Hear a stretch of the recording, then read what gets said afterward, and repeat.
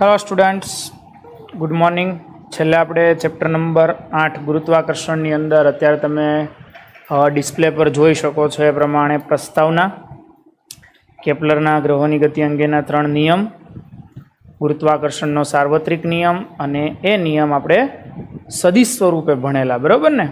ચાલો, આજે હવે આ ગુરુત્વાકર્ષણના નિયમ પરથી આપણે ગુરુત્વાકર્ષણના નિયમના આધારે સંપાતપણાનો સિદ્ધાંત સમજવાના છીએ. રેડી? સંપાતપણાનો સિદ્ધાંત. પહેલાં તો આ સિદ્ધાંતની જરૂર પડી શું કામ?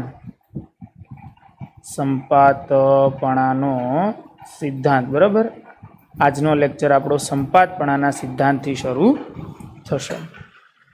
હવે માની લો કે સર આપણી પાસે 2 કણ છે, 2ના કરતાં વધારે કણ છે. માનો કે આપણી પાસે 4 કણ છે. જો યાદ રાખજો, કોઈ 2 કણો વચ્ચે લાગતા ગુરુત્વાકર્ષણ બળ પર કોઈ 2 મિનિટ 2 કણો વચ્ચે લાગતા કોઈ 2 કણો વચ્ચે લાગતા ગુરુત્વાકર્ષણ બળ પર ત્રીજા કણની હાજરીની અસર થતી નથી. એટલા માટે મિત્રો ગુરુત્વાકર્ષણ બળને ટુ બોડી ફોર્સ કહેવાય છે. શું કહેવાય છે? ટુ બોડી ફોર્સ કહે છે. એટલે 2 કણો વચ્ચે જ્યારે ગુરુત્વાકર્ષણ બળ લાગતું હોય, કણો બહુ બધા હાજર હોય પણ એ બીજા બધા એમાં ડબકા ન મારે. માની લો કે આપણે એક એક્ઝામ્પલ લઈ લઈએ. માનો કે તમે કોઈ પ્રસંગમાં ગયા છો, ત્યાં તમારે એ પ્રસંગની અંદર તમારા 3 મિત્રો ભેગા થઈ ગયા. એક સોસાયટીવાળો મિત્ર, એક સ્કૂલવાળો મિત્ર અને એક તમારા ગામનો મિત્ર. સમજો. પણ હવે બન્યું એવું કે એ 3 મિત્રો એકબીજાને નથી ઓળખતા. તમે 3 ઓળખો છો, એ 3 એકબીજાને નથી ઓળખતા. તમે જ્યારે સોસાયટીના મિત્ર સાથે વાતચીત કરતા હોય ત્યારે પેલો સ્કૂલવાળો મિત્ર વચ્ચે ડબકા ન મારે. એનો મતલબ એવો નથી કે તમે સ્કૂલવાળા મિત્ર સાથે વાત નથી કરવાના જ છો, પણ એ ત્યારે વચ્ચે ડબકા મારે નહીં. એ જ રીતે તમે જ્યારે સ્કૂલવાળા મિત્ર સાથે વાત કરો તો ઓલા 2 ત્યાં ઊભા જ છે પણ એ ડબકા ન મારે. સેમ અહીંયા એવું છે. માનો કે 4 કણ છે, પહેલા અને ત્રીજા વચ્ચે બળ લાગે, બીજો અને ચોથો ડબકા ન મારે. હા, એટલે પહેલો અને બીજા વચ્ચે બળ લાગતું જ હોય પણ એ ઓલા ત્રીજાવાળા બળમાં હળિયું કરવા જાય નહીં. સમજાણું? ચાલો, તો આવા જ્યારે 1 કરતાં વધારે કણો હોય તો હવે જોજો, હવે આપણે જરાક સંપાતપણાનો સિદ્ધાંત સમજવા જઈ રહ્યા છીએ. બળ માટે સંપાતપણાનો સિદ્ધાંત શું છે? સાંભળજો ધ્યાનથી. બહુ અગત્યની વસ્તુ છે મિત્રો. 12મા ધોરણમાં વિદ્યુત ક્ષેત્ર માટે સંપાતપણાનો સિદ્ધાંત આવશે. રેડી? 2 કરતાં વધારે કણોથી બનેલા તંત્રમાં કોઈ 1 કણ પર લાગતું પરિણામી ગુરુત્વાકર્ષણ બળ એ બાકીના દરેક કણો વડે લાગતા ગુરુત્વાકર્ષણ બળના સદિશ સરવાળા જેટલું હોય છે. આ વિધાનને સંપાતપણાનો સિદ્ધાંત કહે છે. તમને યાદ જ હશે. જો હા, સરસ, ઘણા વિદ્યાર્થીઓને ખબર પડી ગઈ સર આવું સેમ તરંગોમાં આવ્યું હતું. સંપાતપણાનો સિદ્ધાંત યાદ કરો. રેડી? કઈ રીતની વાત હું કરવા માંગુ છું તો જરાક ધ્યાનથી સમજો. ચાલો સર, માની લો કે મારી પાસે અહીંયા કોઈ એક કણ છે M1 દળ ધરાવતો, બરાબર? હવે માનો કે અહીંયા કોઈ અમુક અંતરે અહીંયા M2 દળનો કણ છે. રેડી? હવે માની લો કે આ સાઈડ પર કોઈ M3 દળનો કણ છે અને માની લો કે અહીંયા કોઈ M4 દળનો કણ છે, 4 કણ છે. સ્વાભાવિક છે, બધા એકબીજા પર બળ લગાડતા હશે. પણ હું તમને પૂછું કે મારે પહેલા કણ પર લાગતું પરિણામી બળ જોઈએ છે. હવે ઓબ્વિયસ છે, બીજો કણ એ પહેલાને ખેંચશે એટલે F. બોલો યસ, બીજા વડે પહેલા પર લાગતું બળ. ત્રીજો એ પહેલાને ખેંચશે, યસ, F13. સર ચોથો એ પહેલાને ખેંચશે, 1. તો સંપાતપણાનો સિદ્ધાંત શું કહે છે મિત્રો? તો સંપાતપણાનો સિદ્ધાંત એવું કહે છે, અમે લખું છું, યાદ રાખજો. તો સંપાતપણાના સિદ્ધાંત મુજબ યસ, બોલો શું લખાશે? કણ 1 પર લાગતું પરિણામી બળ, yes, F1 is equal to F12, F13, F14. બીજા વડે પહેલા પર લાગતું બળ, ત્રીજા વડે પહેલા પર લાગતું બળ અને ચોથા વડે પહેલા પર લાગતા બળનો સદિશ સરવાળો. તો જો હું હવે કિંમતો મૂકતો જાઉં તો સર આવું લખાશે, GM1M2 બાય R21 નો વર્ગ ઇન્ટુ R21 કેરેટ. આ મૂલ્ય છે ને એકમ સદિશ, યાદ છે ને, સદિશ બરાબર સદિશનું મૂલ્ય ઇન્ટુ એકમ સદિશ વત્તા, ચાલો હવે 13, તો એમાં બાકીના કોઈ કણ ડબકા ન મારે એટલે એમાં પહેલા ને ત્રીજાને ધ્યાનમાં લેવાનો, 31 કેરેટ. પછી 14, તો M1 M4 by R41 no square R41 caret. વાત ભેજામાં ગઈ. સાહેબ આટલું મોટું સમીકરણ ન લખવું હોય તો તમે આને શોર્ટમાં, તમને ખબર જ છે કે આપણે GM1 બાર લઈ લો, સિગ્મા I બરાબર 1 to 4, રેડી ને, 1 થી 4, પણ 1 તો બહાર આવી ગયો એટલે અહીંયા આપણે લેવાનું I does not equal to 1, MI બોલો RI1 નો વર્ગ RI1 કેરેટ. એટલે 1 નહીં લેવાનું એટલે અહીંયા M2 આવશે, 2 આવશે, 2 આવશે, પછી 3 3 3, પછી 4 4 4, સરવાળો સિગ્મા સ્વરૂપે લખી શકાય. એટલે યાદ રાખો કે આપેલા બિંદુએ જો તમે એકમ દળ રાખી દો, યાદ રાખજો, આપેલા બિંદુએ એકમ દળ દીઠ M1 ને એકમ ધારી લો, લાગતા ગુરુત્વાકર્ષી બળને એ બિંદુ આગળની ગુરુત્વીય તીવ્રતા, આપણે આવું સેમ આવશે, વિદ્યુત ક્ષેત્રની તીવ્રતા, અથવા એને મિત્રો ગુરુત્વ ક્ષેત્ર ઇન્ટેન્સિટી કહે છે. એટલે યાદ રાખો, ગુરુત્વીય તીવ્રતાને ઇંગ્લિશમાં કહેવાય ઇન્ટેન્સિટી, ગુરુત્વ બળના છેદમાં એકમ દળ.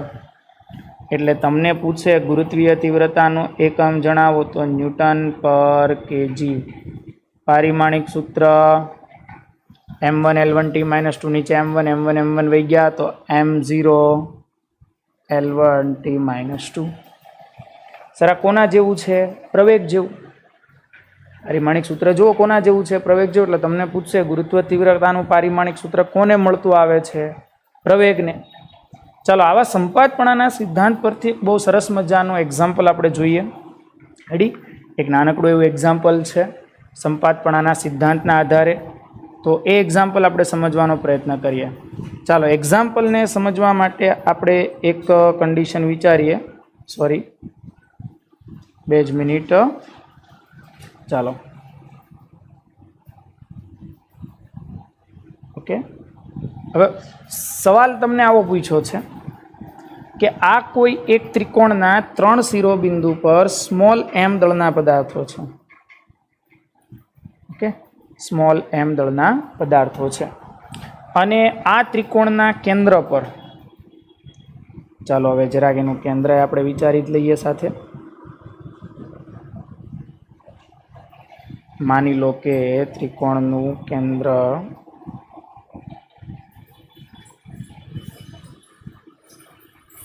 એને મધ્યગાઓનું છેદન બિંદુ. આ ત્રિકોણના કેન્દ્ર પર મિત્રો 2m દળ છે. અહીંયા કેટલું દળ છે? 2m. રેડી? એટલે હું અહીંયા લખી દઉં છું 2m દળ. ઓકે, ચાલો આ બધા શિરોબિંદુનું નામ આપી દો. એ અને નામ આપો બી અને સી. તમને પૂછ્યું કે કેન્દ્ર પરના દળ પર લાગતું ગુરુત્વાકર્ષી બળ કેટલું? અહીંયા જે 2m છે 2m પર લાગતું પરિણામી બળ પૂછ્યું છે. બહુ મસ્ત સવાલ છે અને આઈએમપી સવાલ છે, ધ્યાનથી સમજજો. રેડી? ચાલો તો એના માટે એક કામ કરીએ. પહેલાં અહીંયા યામાક્સ પદ્ધતિ વિચારી લો.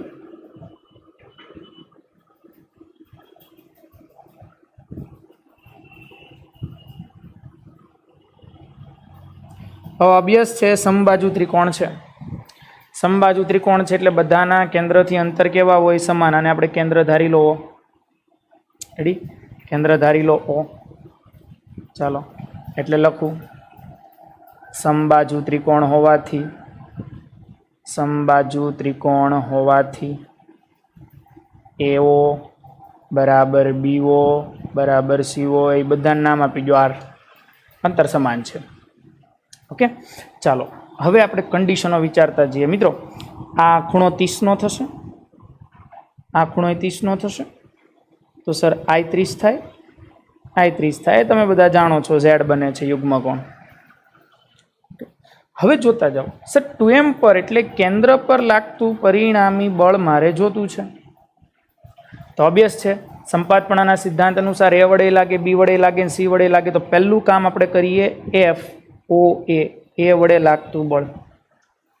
રેડી? ચાલો A વડે લાગતું બળ, બળ સદિશ રાશિ છે એટલે સર A વડે લાગતું બળ ઉપર હશે. બળને હું જરાક અલગ લાઈન વડે દર્શાવું છું. ચાલો આ થઈ ગયું FOA. બોલો સૂત્ર શું થશે?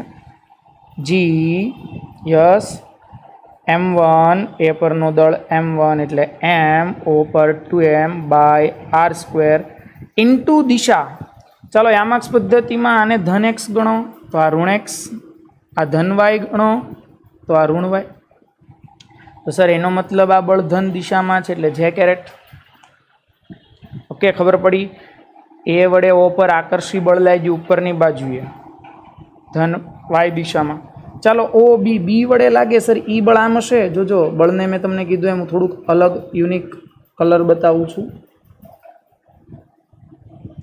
B વડે અહીંયા લાગ્યું, પણ હવે તમે જોવા જાઓ સર આ બળના બે ઘટક પડે. FOB cos 30 અને આ બાજુ FOB sin 30. તો હું લખું છું FOB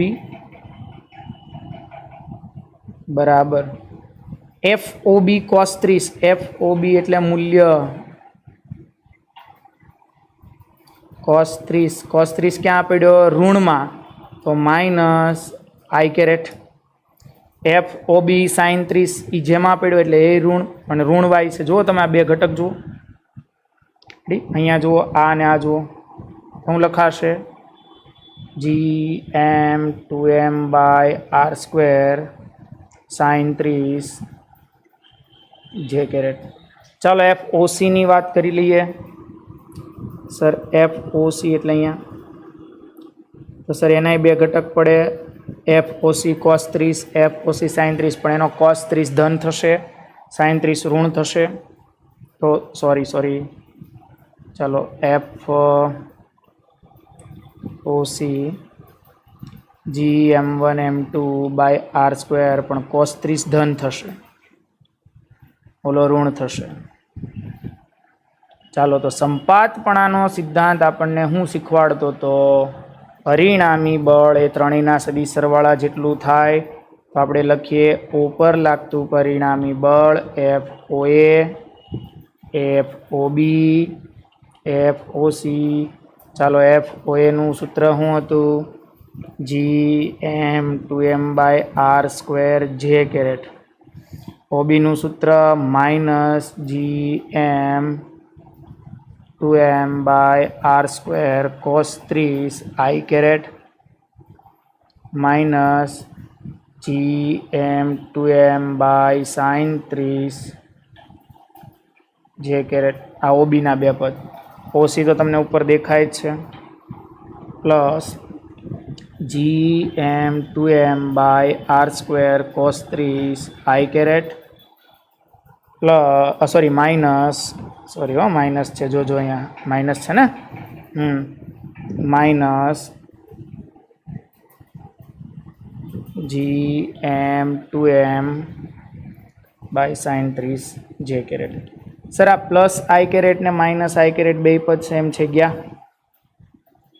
ચાલો આમાં કિંમત મૂકી દઈએ એટલે આવું થશે 2GM²/r² જે કેરેટ જો મેં પહેલું પદ લખ્યું બે માઇનસ છે રેડી સોરી હો મિત્રો અહીંયા છેદમાં sin30 નથી છેદમાં r² છે સોરી r² છે અને બાજુમાં sin30 છે ચાલો અહીંયા sin30 જે કેરેટ અહીંયા sin30 જે કેરેટ sin30 બરાબર 1/2 ઉડી ગયા એટલે શું થઈ ગયું માઇનસ GM²/r² જે કેરેટ ચાલો આ sin30 માં 1/2 આમાંય 2 ઉડી ગયા તો શું થઈ ગયું GM²/r² જે કેરેટ માઇનસ GM²r² જે કેરેટ માઇનસ GM²/r² જે કેરેટ એટલે -2 GM²r² જે કેરેટ ને પ્લસ એટલે આ બધું ઉડી ગયું તો બોલો ઉપર લાગતું પરિણામી બળ કેવું થઈ ગયું 0 ઉપર લાગતું પરિણામી બળ કેવું થઈ ગયું 0 વાત ભેજામાં ગઈ સંપાતપણાનો સિદ્ધાંત પ્રમાણે ચાલવાનું હતું ઓ પર બળ જોતું હતું એ વડે લાગે બી વડે લાગે સી વડે લાગે મધ્યગા છે એટલે ત્રણેયથી અંતર હરખા થઈ ગયા અને પછી આપણે જો ત્રણેય બળ ગોઈતા અને એનો સદિશ સરવાળો કર્યો પરિણામી બળ 0 મળી ગયું હાથ ભેજામાં ગઈ એટલે આમાંથી એક સિમ્પલ શોર્ટકટ રૂલ્સ ભેજામાં નાખો જો આકૃતિ બંધગાળો રચતી હોય અને એના દરેક શિરોબિંદુ પર સમાન મૂલ્યના દળ હોય તો કેન્દ્ર પર લાગતું ગુરુત્વ બળ શૂન્ય થાય કારણ કે બધા ઘટક એકબીજાની અસર નાબૂદ કરતા હોય રેડી એટલે એક મુદ્દો ભેજામાં નાખી જો આકૃતિ બંધગાળો રચતી હોય દરેક શિરોબિંદુ પર સમાન દળના કણ હોય તો કેન્દ્ર પરના દળ પર લાગતું પરિણામી બળ શૂન્ય થાય ઓકે તો મિત્રો આજના લેક્ચરમાં આપણે ભણ્યા સંપાતપણાનો સિદ્ધાંત બરાબર અહીંથી શરૂ કર્યું આપણે એમાં પહેલાં 2 બોડી ફોર્સ સંપાતપણાનો સિદ્ધાંત સરવાળો જ લેવાનો છે ગુરુત્વ તીવ્રતા અને એને રિલેટેડ એક એક્ઝામ્પલ આપણે સોલ્વ કર્યું ઓકે નેક્સ્ટ લેક્ચરમાં આપણે ગુરુત્વાકર્ષી અચળાંક જી કેમ મળ્યો હતો એના માટે કેવેન્ડિશનો નાનો પ્રયોગ હું હતો એ જોઈશું અને પછી આપણે ગુરુત્વ પ્રવેગ સમજવાના છીએ ઓકે મિત્રો ચાલો તો આજનો લેક્ચર આપણે અહીંયા સમાપ્ત કરીએ છીએ થેન્ક યુ